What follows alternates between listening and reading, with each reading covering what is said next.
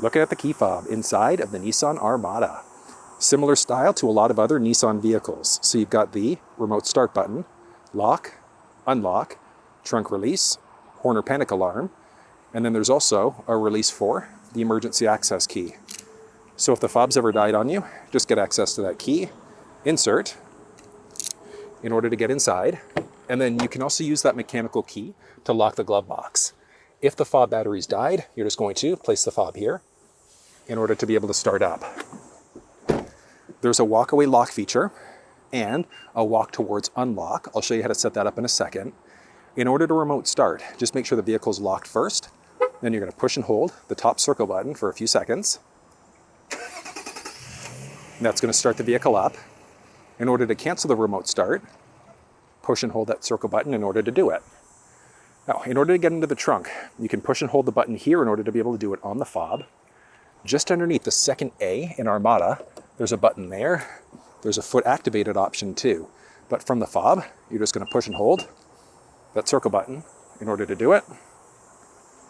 Then you can also set a unique liftgate height. So you're just going to drag this to whatever height you'd like to, and then just push and hold the button here. And now the liftgate wouldn't open up past that point. And then just button push to close. Now, there's one neat key fob trick that you can do, and that's rolling the windows down.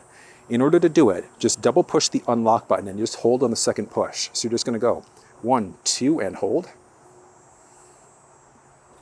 If you release, it pauses the process, so just double push again in order to keep it going. And that's all 4 windows, but unfortunately, not the sunroof.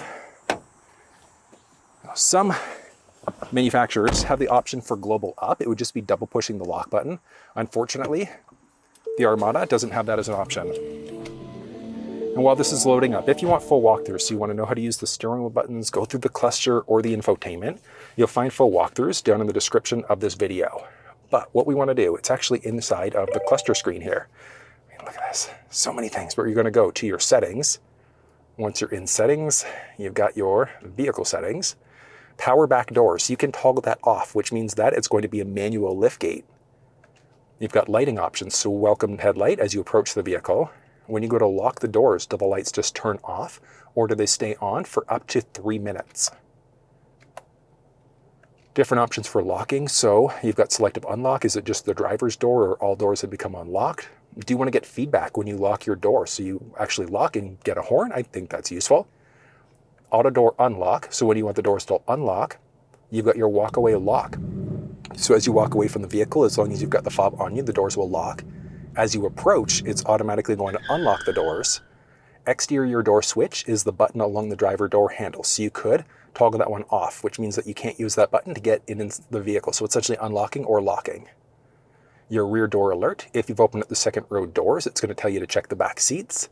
And then you've got your mirrors there too. So auto fold off means that the mirrors are always going to be extended. You can have them unfold when you actually start the vehicle up, or you can have them unfold when you go to unlock the doors, like I showed you earlier. But there are so many other things you need to know about not only the cluster screen and the buttons, but the infotainment. So like I said, full walkthrough down below, but that's how you use the key fob inside of the Nissan Armada.